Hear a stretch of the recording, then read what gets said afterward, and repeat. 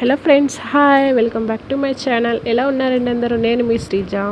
ఈరోజు వీడియోలో రెసిపీ వచ్చేసి మిగిలిపోయిన దోశ బ్యాటర్తో పునుగులు ఏ విధంగా ప్రిపేర్ చేసుకోవాలో నేను మీతో షేర్ చేస్తాను. సో లేట్ చేయకుండా వీడియోలోకి వెళ్ళిపోదాం. దీన్ని ఈవినింగ్ స్నాక్స్గా కూడా మనం ప్రిపేర్ చేసుకోవచ్చు. దానికోసం మనం ముందుగా మిగిలిపోయిన దోశ బ్యాటర్ని లంప్స్ లేకుండా ఒకసారి కలిపేసుకోవాలి మొత్తం స్మూత్గా. తర్వాత ఈ బ్యాటర్లో మనం చిన్నగా కట్ చేసి పెట్టుకున్న ఆనియన్ ముక్కలు వేసుకోవాలి. ఇలా స్ప్రెడ్ చేసుకోవాలి మొత్తం. తర్వాత చిన్నగా కట్ చేసి పెట్టుకున్న పచ్చిమిర్చి ముక్కలు, అలాగే 1 టీ స్పూన్ జీలకర్ర, తర్వాత కరివేపాకు అండ్ వంట సోడా కొద్దిగా 1/2 స్పూన్ వేసుకోండి.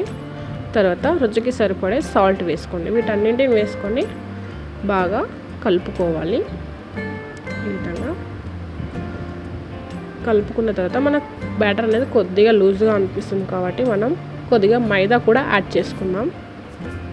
కొద్దిగా చూసుకుంటూ యాడ్ చేసుకోండి ఫ్రెండ్స్, మరీ ఎక్కువైపోతుంది. మనకు ఒక థిక్నెస్ రావడానికి కొద్దిగా మైదా యూజ్ చేస్తున్నాం అన్నమాట.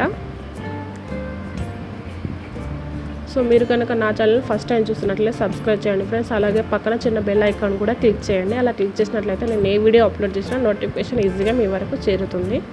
తర్వాత మనం ప్యాన్ పెట్టి దానిపైన ఆయిల్ వేసి హీట్ చేశాక అందులో చిన్నగా పునుగులు వేసుకోవడమే. అంతే, సింపుల్. ఎంతో సింపుల్ అండ్ టేస్టీగా ఉండే పునుగులు రెడీ ఫ్రెండ్స్ మనకి.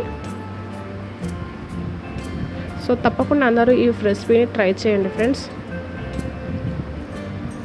వీటిని ఇలా కొద్దిగా బ్రౌన్ కలర్ వచ్చాక మనం ఒక ప్లేట్లోకి సర్వ్ చేసుకుందాం. దీన్ని పల్లి చట్నీలోకి చాలా కాంబినేషన్ బాగుంటుంది. సో మీకు నచ్చితే లైక్ చేయండి, షేర్ చేయండి. Thanks for watching.